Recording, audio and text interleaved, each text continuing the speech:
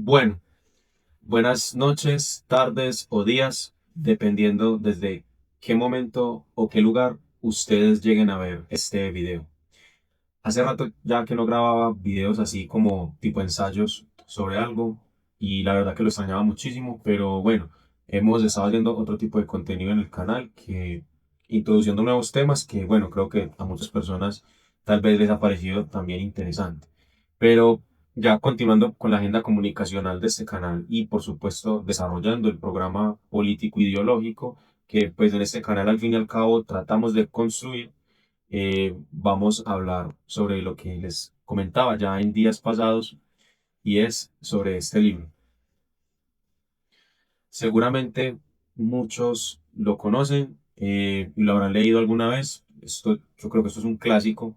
Yo conseguí esta edición en la última feria del libro que hubo acá en Medellín, Jardín Botánico. Las personas que son de acá sabrán que ahí se consiguen unas bellezas de libros. Y me lo volví a leer, que pues me lo he leído ya un par de veces, pero la última vez había sido ya hace mucho tiempo y uno pues siempre que vuelve a leer las cosas pues como que saca nuevas conclusiones o comprende algo que antes tal vez no había comprendido. Así que bueno, sin más preámbulos, vamos a realizar la introducción a esta serie de videos que serán sobre el manifiesto comunista y pues nada, comencemos.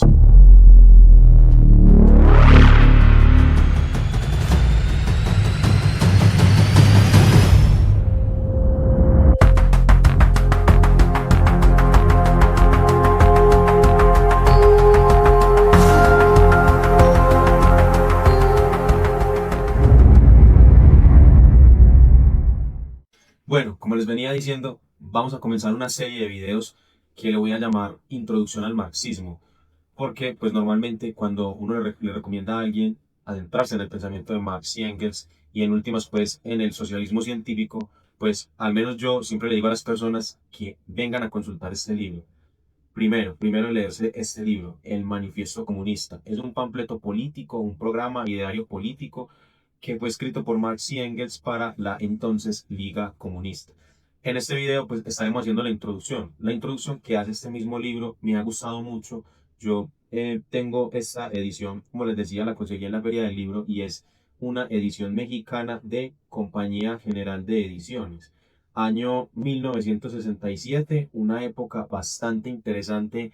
Y ustedes se preguntarán por qué una época bastante interesante. Pues bueno, de pronto los que son muy jóvenes, pero las personas ya mayores, pues si piensan en los 90, de pronto los 90 ya no, los 80, los 70, los 60, hasta los 50, que fue la Revolución Cubana, pues digamos que los hombres y mujeres de la vieja izquierda que comulgaban con estas ideas, pues digamos que era una época donde la revolución parecía que podía llegar. La revolución, en palabras de muchos camaradas, hombres y mujeres ya de edad, mayores de 50 años, muchas veces me han contado, yo compartí esta anécdota por ahí en mis redes sociales, y es que muchos hombres y mujeres sentían la revolución a la vuelta de la esquina. Y eso lo pongo entre comillas, porque estoy parafraseando anécdotas de camaradas viejos.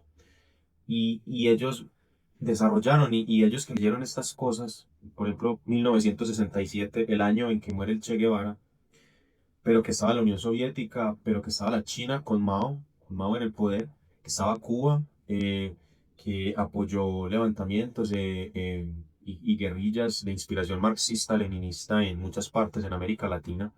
Entonces, es en este contexto en que este libro fue impreso, 1967, una época muy interesante.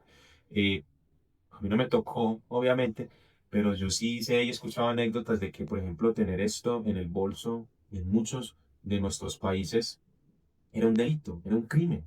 En algunos países se ha prohibido propaganda comunista y literatura comunista, un total despropósito porque, pues, al fin y al cabo, esto es también conocimiento científico, académico, histórico. Cuando leemos este libro, pues tiene una introducción súper buena porque tiene un contexto muy general. Ya voy a seguir hablando de esto, como el contexto en el que Marx y Engels se conocen, desarrollan sus ideas y escriben en últimas este texto. Y, y es muy triste porque realmente yo pienso que nosotros tenemos que proteger la libertad de pensamiento. Socialistas, comunistas, yo no vería con buenos ojos tampoco prohibir literatura liberal, teoría liberal, eh, la escuela austriaca, libertarios. Yo no prohibiría eso. Yo creo que eso es importante. Yo siempre he dicho que los comunistas, los marxistas, los materialistas, tenemos que ir a consultar esos textos. Yo tengo un video que hice sobre una crítica de un autor liberal, donde digo que el capitalismo nos lleva hacia el nihilismo, pero es una crítica que yo hago a partir de un autor liberal. Así que hay que ir a leer a esos autores liberales también para poder criticarlos. Y si terminas estando de acuerdo con ellos, pues bueno, ahí está, es libertad de pensamiento, ¿cierto? Yo me leí un par ya y cada vez que los leo, pues viendo la realidad actual en la que vivo, pues cada vez más me convenzo de mis ideas realmente. Lo siento, pero es así. Pero es muy importante que vayamos a consultar también a esos autores liberales. Eh, bueno, vamos a comenzar como con el contexto del manifiesto comunista. Siglo XIX, década de los 40 del siglo XIX. Esta traducción fue hecha por Wenceslao Roses. Wenceslao Roses fue un reconocido marxista español que sale exiliado de la España franquista y se exilia en México. Y traduce no solo él es muy conocido por traducir, por hacer traducciones del Capital de Marx, del Manifiesto Comunista, de la ideología alemana, de muchos textos que constituyen la tradición del materialismo histórico, y lo hace en México a través de Compañía General de Ediciones, una compañía que no sé si aún existe, la verdad. Pero bueno, ahora hablando ya como el contexto ya de la obra, repito, esta introducción, este contexto que hago, lo saco de este texto muy bueno. Yo les recomiendo que lo consigan esta edición.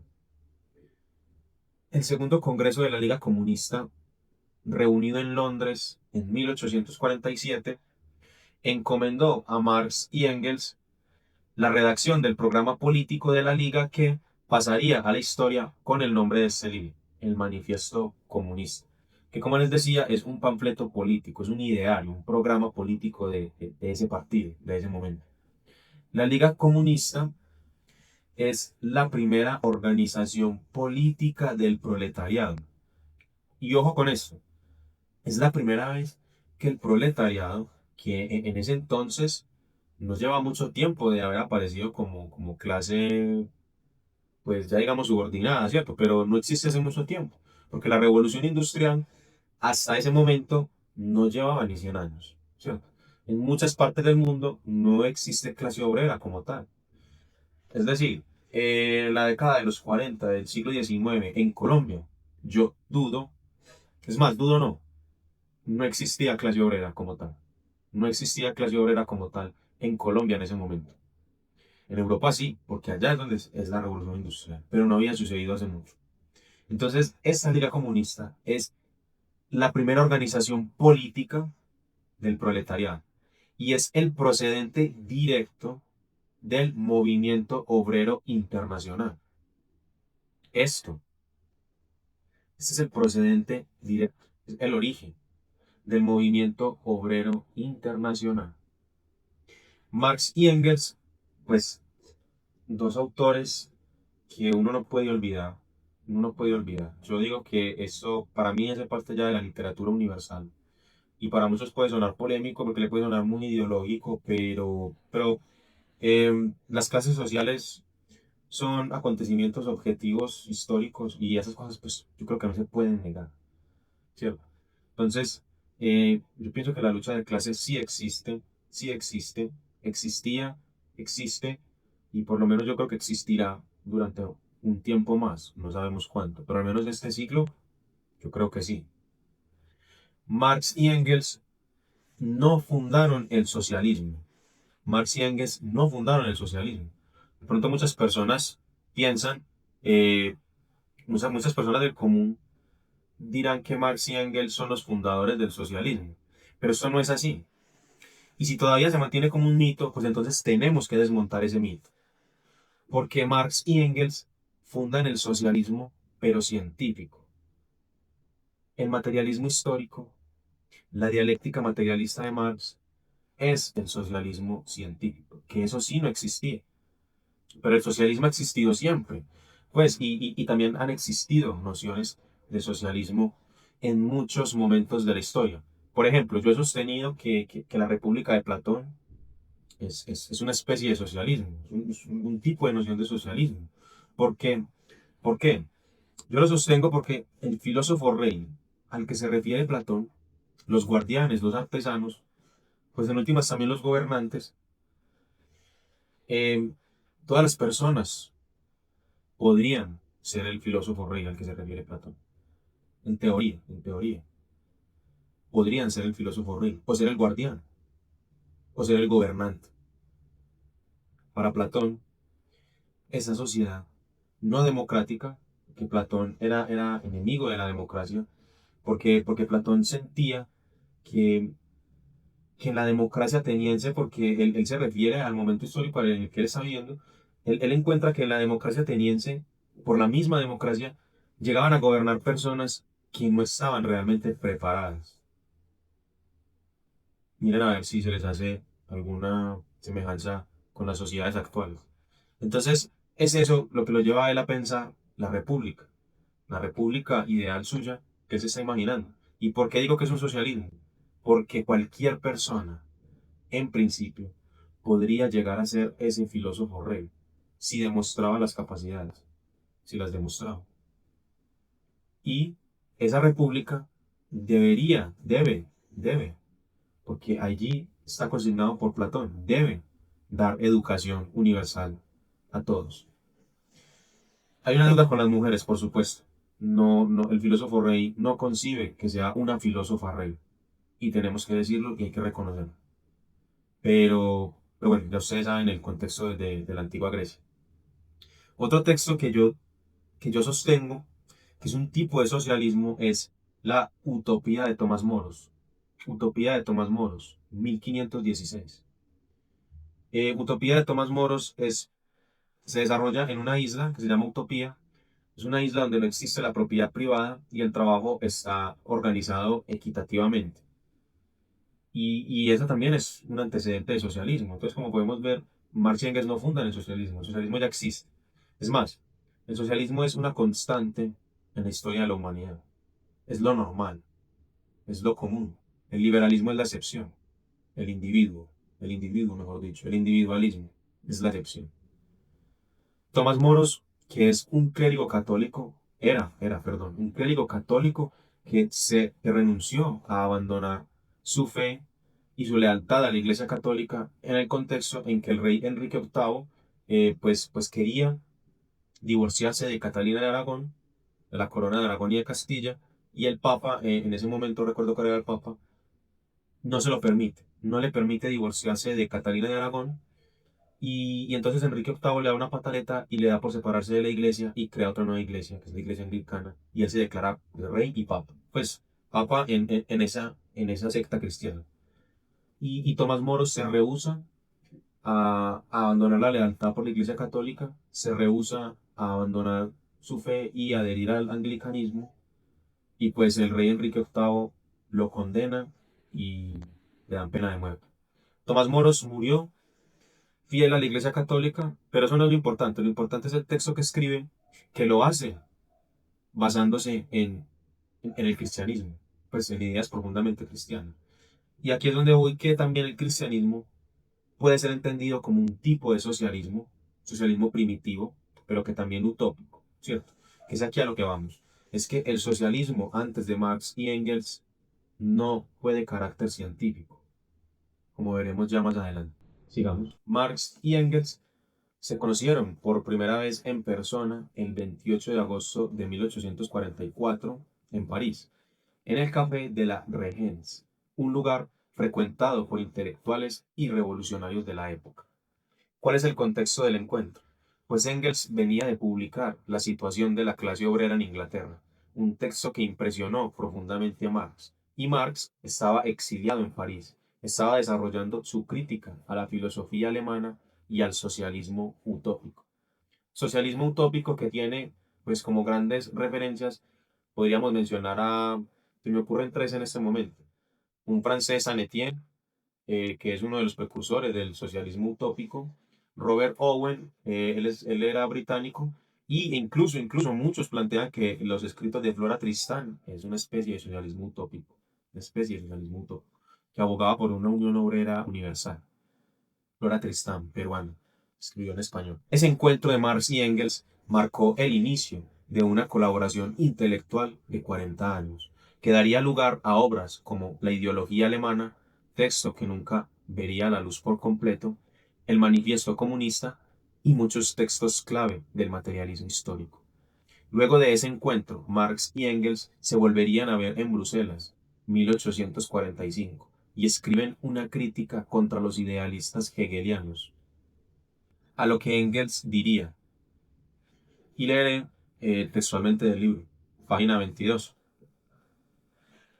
Palabras de Engels en la Sagrada Familia.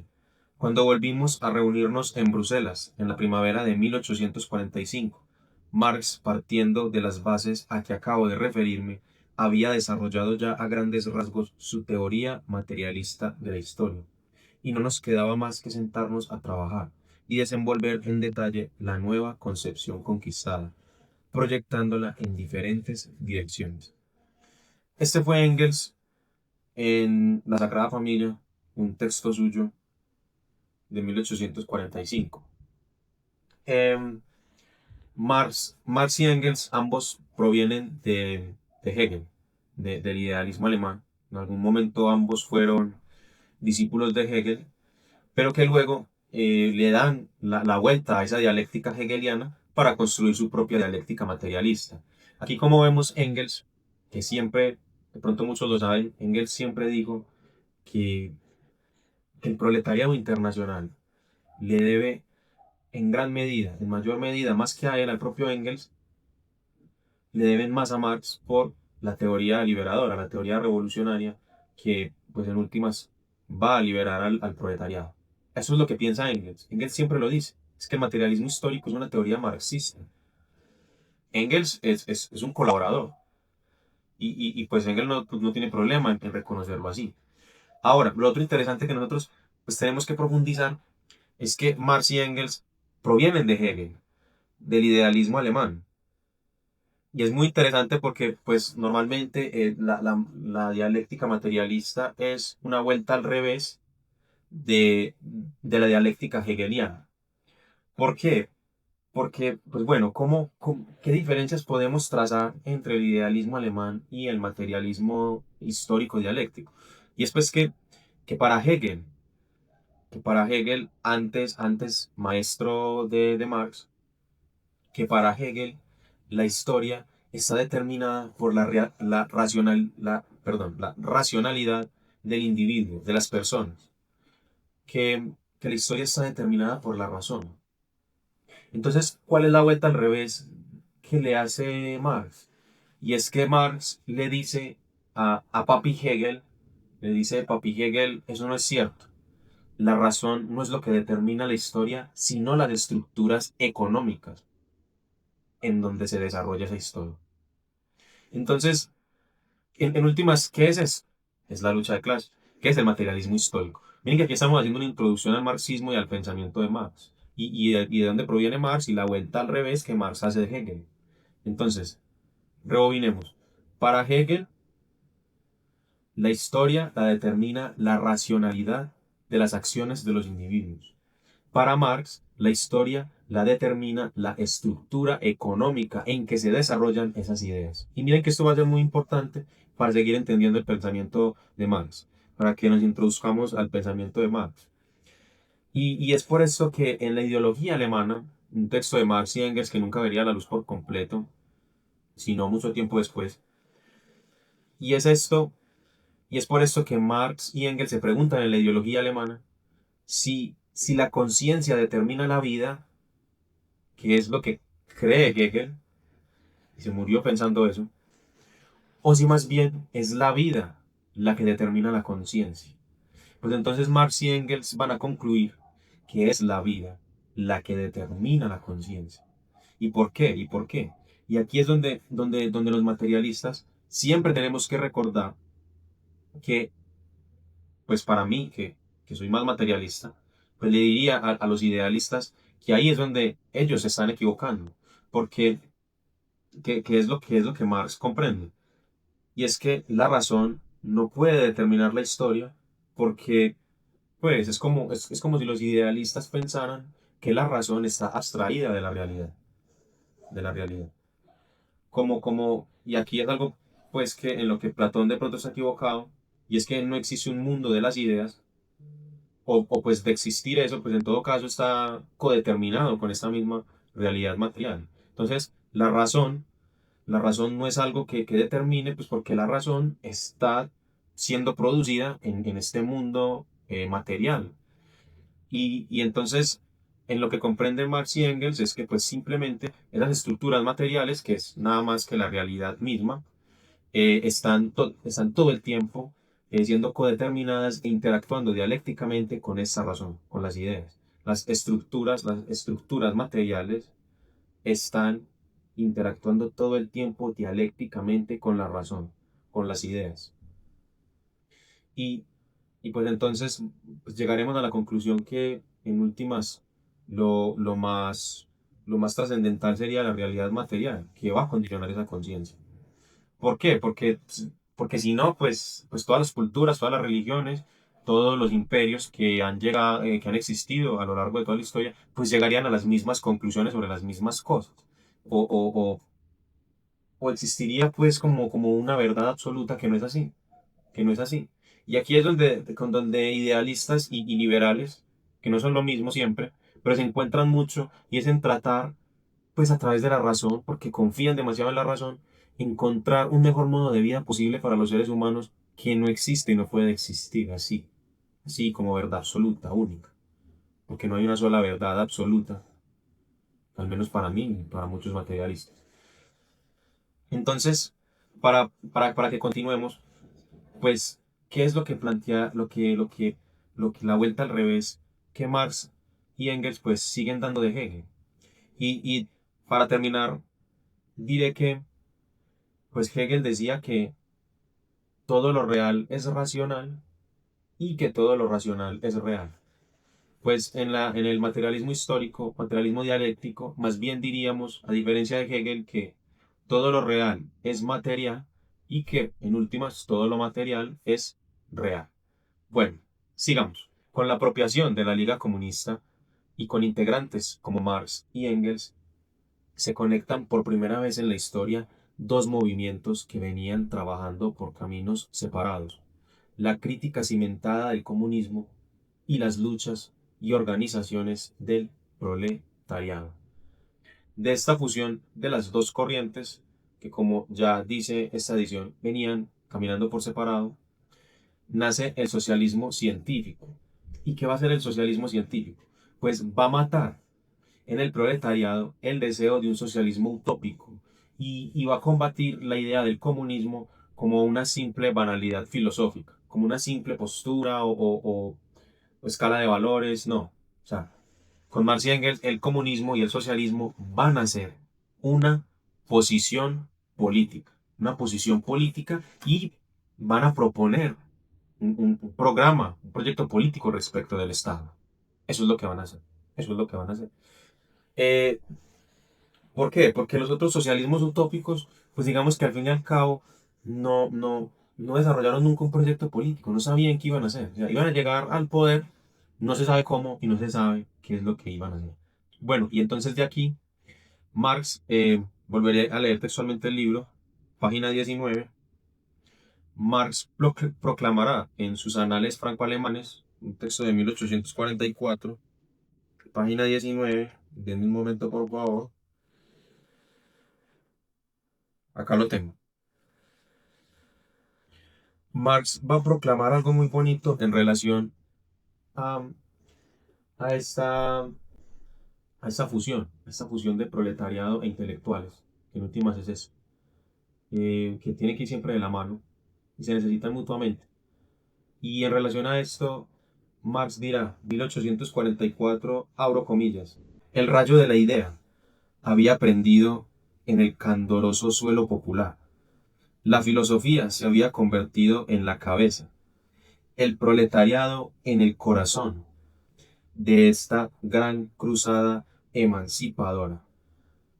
Y con este Y con esta cita, pues Marx va a inaugurar la historia moderna del socialismo, que es el socialismo que tenemos que defender, el socialismo científico, lógico-racional, pero no lógico-racional idealista, sino lógico-racional materialista, materialista histórico. Sigamos. El materialismo histórico es a donde van a parar y se van a encontrar las trayectorias filosóficas de Marx y Engels, pues ambos provenían de la filosofía hegeliana, a la que posteriormente, en su devenir filosófico, Marx y Engels darán vuelta para construir su materialismo dialéctico. En la década de los 40, Marx tenía ya a su cargo la revista política Gaceta del Rin como redactor jefe. En este momento aún temprano de lo que sería su trasegar político, a Marx se le es revelado la necesidad de profundizar las revoluciones políticas que no eran posibles en las democracias existentes. Es aquí cuando Marx se muda a París voluntariamente en noviembre de 1843, huyendo de la atmósfera de reacción alemana. Estando en París, se entrega al estudio de la Gran Revolución, de materialistas y socialistas franceses, a partir de los cuales esclarece su dialéctica que ya venía construyendo. El propio Marx diría, en su prólogo al ensayo de crítica de la economía política, un texto de 1858, su proceso de formación científica fue una revisión crítica de la filosofía hegeliana del derecho, y ésta lo llevó a cimentar su teoría del materialismo histórico.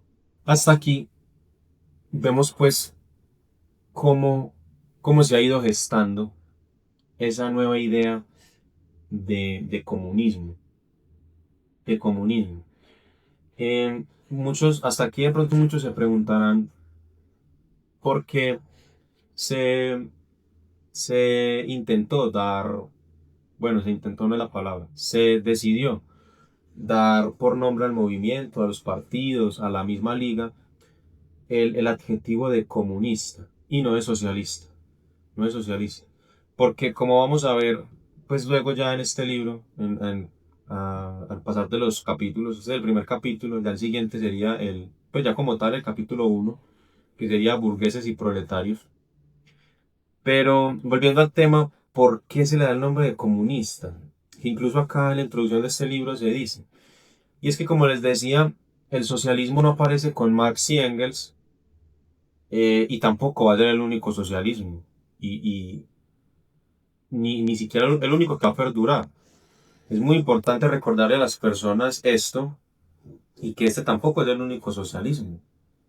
¿Por qué? Yo cuando le explico esto a muchas personas, tal vez acá en Colombia la gente no lo entiende, porque, porque no existen otros tipos de socialismo como tal, o tal vez los cristianos, pero creo que son muy marginales. Y es que hay socialismo burgués, que luego va a aparecer acá en el texto. Bueno, los que han leído el manifiesto comunista saben de qué les estoy hablando. Y es que el manifiesto comunista también es una posición contra los otros tipos de socialismo que para Marx y Engels no van a ser los verdaderos socialismos, porque no van a terminar por implantar la dictadura del proletariado, no van a dar ese paso final y no van a llegar al comunismo, que es a la comunidad, eh, digamos, de iguales, que en últimas es cierto, Marx no sabe si eso realmente va a suceder. Pero entonces a lo que voy es que, ¿por qué decidieron llamarle comunismo? Porque es el socialismo científico el único que en últimas va a dar el paso final. Y hay otros socialismos que aquí los van a mencionar. Socialismo burgués y otros tipos de socialismo. Por ejemplo, los fascistas son socialistas. Pues ellos se llaman así. Para ellos, ellos son socialistas. Y hay otros tipos de socialismos idealistas, eh, pues utópicos y muchos otros. Entonces, para diferenciar a ese socialismo de los otros, se decidió darle el adjetivo de comunista porque era el único que iba a dar el paso final, implantar la dictadura del proletariado, que es a eso a lo que se apunta. Entonces es importante aclarar y también pues a este punto mencionar lo que ya decía, y es que Marx sale de Alemania muy temprano porque en Alemania básicamente lo estaban persiguiendo y estaban persiguiendo a todos los que pues abogaran por la república también, no solamente a socialistas, a comunistas, porque estamos hablando bueno, en ese entonces no existe Alemania como tal, existe Prusia, que Prusia es más o menos un imperio y gobierna el Kaiser y no es una república. Y no es una república y aquí volvemos a lo que de pronto mucha gente no le queda claro y es que eso ya es algo que Marx dice en el Capital y es que para Marx todos los sistemas que antecedan al capitalismo son peores, por lo que tenemos que acabar con la monarquía. Y bueno, y con la herencia hereditaria del poder, los derechos de sangre y todas esas cosas hay que acabarlas. Entonces, en ese sentido, pues, en este contexto al que nos referimos, pues, en Prusia, en Alemania, pero en ese entonces Prusia, pues estaban persiguiendo a los republicanos. Que un republicano puede ser un liberal, los liberales son republicanos, demócratas, los comunistas y los socialistas son republicanos, demócratas, pero no defendemos la democracia liberal. Lo que entendemos por democracia no es lo que entienden los liberales por democracia, que en últimas es plutocracia, que gobiernen los ricos y ya. Y no es tan fácil ser rico, ojo.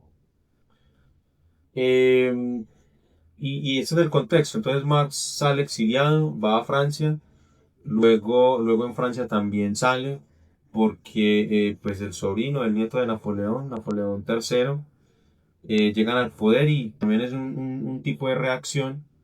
Y Marx luego se la pasa entre Bruselas, París, Londres, y es un perseguido político. Marx es un perseguido político. Y a lo que voy también es que Marx y Engels, a diferencia de muchos intelectuales, no solo fueron intelectuales, fueron políticos, fueron militantes, fueron activistas. Como ya ustedes van a ver en la introducción de este libro, pues Marx y Engels se la van a dedicar a irse por toda Europa promoviendo estas ideas y organizando sindicatos y organizando comunas y participando en movilizaciones y acompañando a los trabajadores. O sea, no son intelectuales de escritorio, desconectados de la realidad, son verdaderos materialistas políticos que van y están dispuestos al accionar político. Que eso es algo que hay que reconocerle a Marx y Engels. Y es que eran verdaderos políticos dispuestos al accionar político y se dedicaron a militar, no solo a escribir y a pensar, sino que es precisamente lo que es la fundación de este socialismo científico. Intelectuales codo a codo con trabajadores, con el movimiento obrero.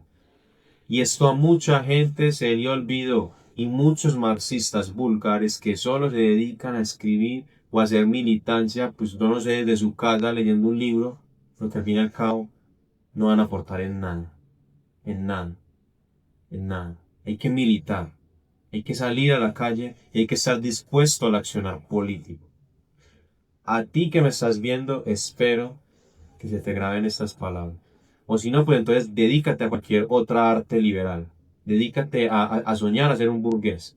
Porque aquí, los que estamos aquí, tenemos que estar dispuestos al accionar político. Y si no, pues entonces vete a engrosar las filas de cualquier otro partido liberal y espera a que te den un cargo. Sigamos. Bueno, ya finalizando la introducción, voy a comentar un par de cosas más que tengo aquí en mis apuntes. En 1845, Marx y Engels se reencuentran en Bruselas y escriben una crítica contra los idealistas hegelianos, contra sus antiguos camaradas. Los antiguos camaradas porque, recordemos, tanto Marx y Engels provienen de Hegel, provienen del idealismo alemán. Voy a leer textualmente lo que dice Engels. Página 22, abro comillas, el descubrimiento del materialismo histórico que había de revolucionar la ciencia de la historia y que era sustancialmente obra de Marx. Ojo, que lo que decía Engels siempre reconoce que los trabajadores le deben más a Marx. Engels es un colaborador. Dice Engels, solo me cabe una parte muy pequeña, encerrada una importancia directa para el movimiento obrero de aquel entonces. Contemplando a la luz de la nueva idea del comunismo de los franceses y de los alemanes, el cartismo de los ingleses no se presentaba ya como algo fortuito y accidental, que lo mismo podía no haber existido. Estos movimientos cobraban ahora la significación de un movimiento de la clase oprimida moderna, el proletariado, el relieve de forma más o menos definidas de una lucha históricamente necesaria contra la clase gobernante, que es la burguesía. En, en Francia, en Londres, por supuesto, en Inglaterra, perdón, en Bélgica, bueno, realmente luego de la revolución industrial, pues la burguesía se inmiscuyó en el poder como soñaba. En algunas partes aún más o menos contenida por los reaccionarios, pues un antiguo régimen que defienden la unión entre clero y altar, como lo que sucedía, por ejemplo, en Prusia, pues, digamos, había un Kaiser, un monarca, pero pues, hay una burguesía ya a todo vapor, a todo vapor. Y bueno, y también alentada por el Kaiser eh, desarrolló una revolución industrial en Prusia y en otros países donde pues digamos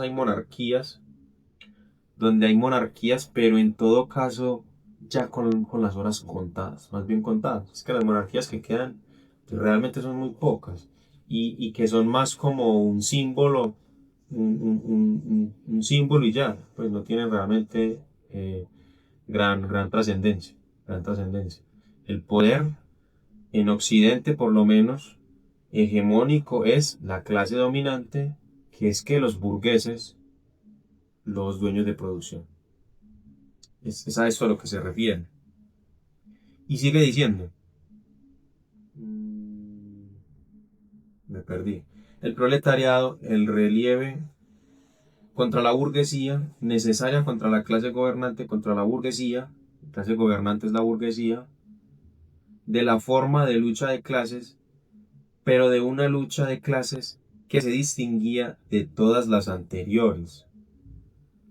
La clase gobernante es la burguesía, que yo les decía antes, son los ricos, esa es la democracia que defienden los liberales, el gobierno de los ricos, eso es, eso es. Y eso es en esencia, o sea, la burguesía existe hace tiempo, eh, eh, y esto yo lo he dicho, tranquilos que la burguesía se demoró, no sé, mínimo 300 años en ser clase dominante, pero existe ya hace tiempo, solamente que siempre contenido,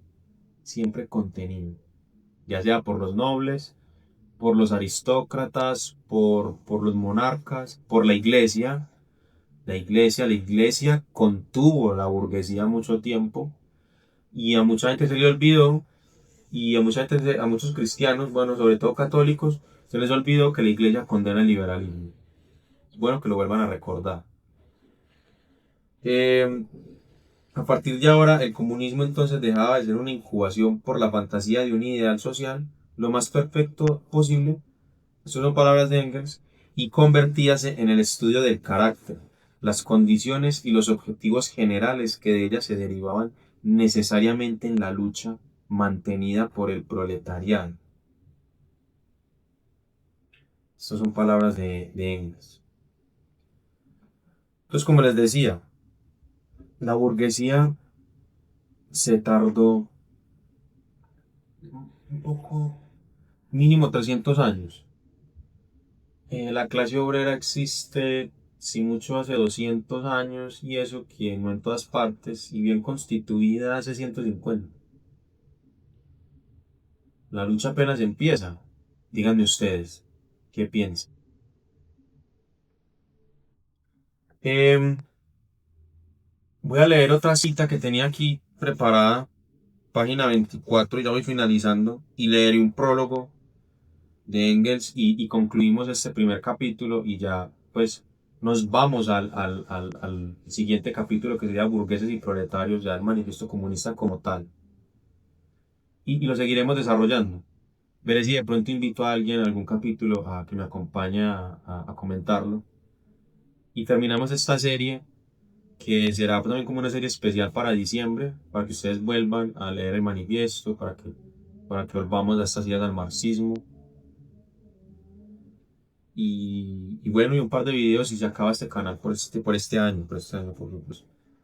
Página 20. Dice Engels en su introducción a las revelaciones: no se nos pasó jamás por la mente la idea de ir a contar al oído del mundo erudito, en gordos volúmenes, los nuevos resultados científicos de nuestras investigaciones, para que los demás no se enterasen.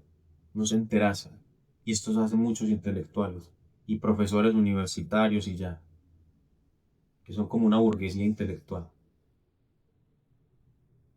Nada de eso. Teníamos el deber de fundamentar científicamente nuestras doctrinas, pero para nosotros era por lo menos igualmente importante ganar la opinión del proletariado europeo y sobre todo del proletariado alemán para nuestras ideas. Y apenas llegamos a conclusiones claras ante nosotros mismos y nos pusimos a trabajar. Este fue Engels en su texto Revelaciones.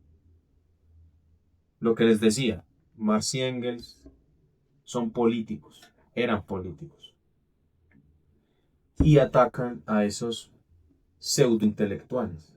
Políticos, porque si hacen filosofía política, y tú que me estás viendo, tienes que estar dispuesto a dar la batalla política, o por lo menos la batalla cultural, porque si no, las ideas realmente no tienen ninguna trascendencia.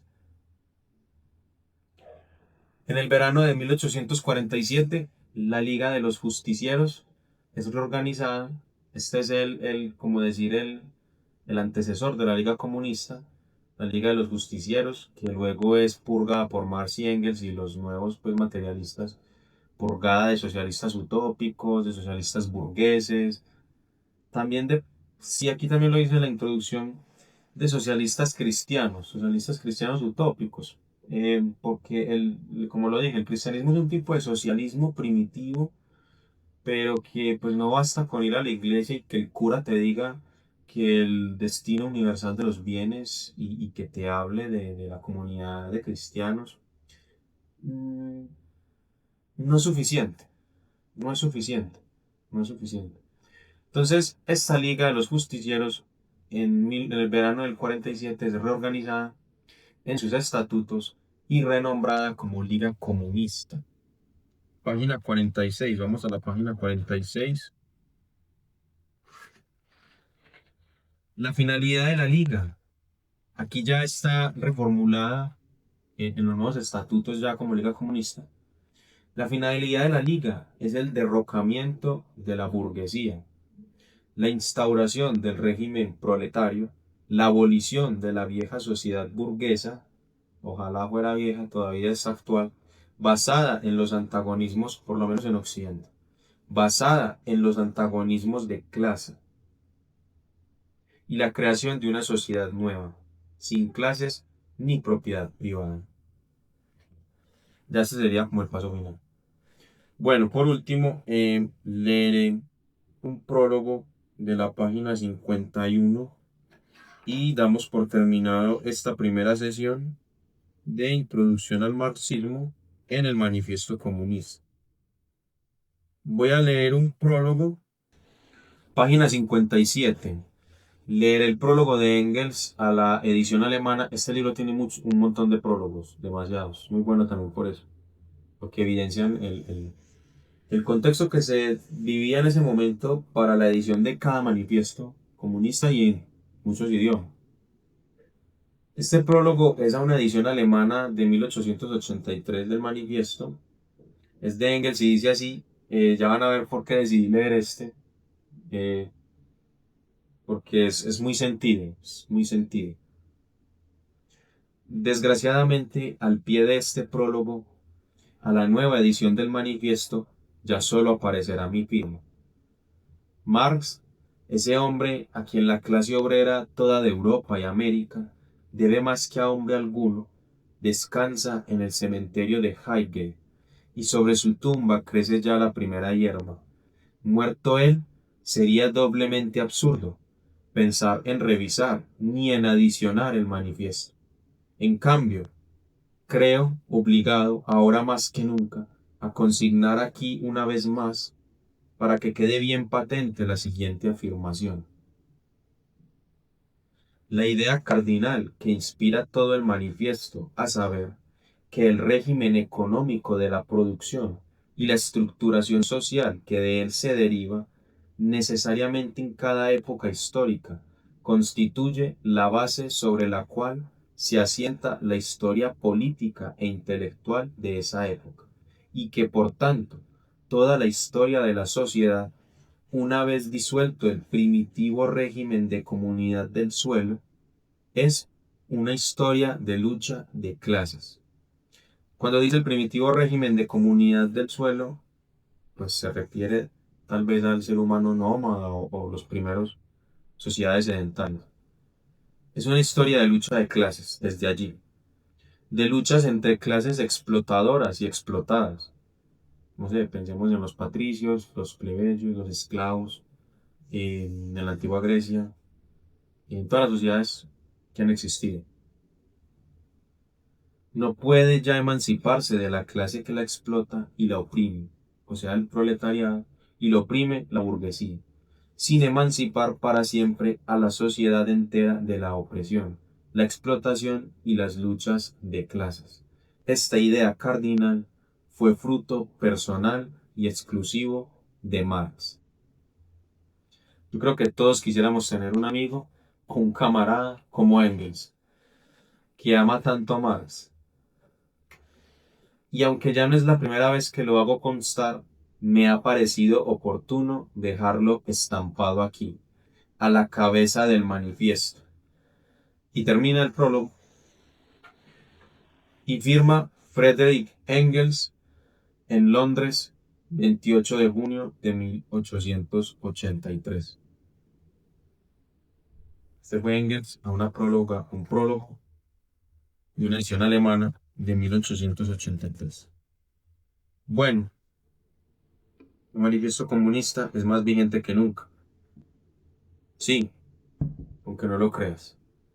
Las clases sociales en sentido marxista aún existen. Y con eso terminamos este video y muchísimas gracias a las personas que se quedan hasta aquí. Y los invito a que esperen el próximo capítulo, Burgueses y Proletarios. Trataré de hacerlo lo más pronto posible porque esta serie se debe acabar en diciembre. Entonces, pues bueno, aprovechando las vacaciones, pues trataré de hacerlo lo más pronto posible y les invito a que sigan activos. Así que bueno, muchísimas gracias por llegar hasta aquí y nos vemos en un próximo video. Recuerda comentar, dar like y suscribirte. Tu apoyo es muy importante para mí. Así que pues nada, nos vemos en un próximo video. Chao, chao.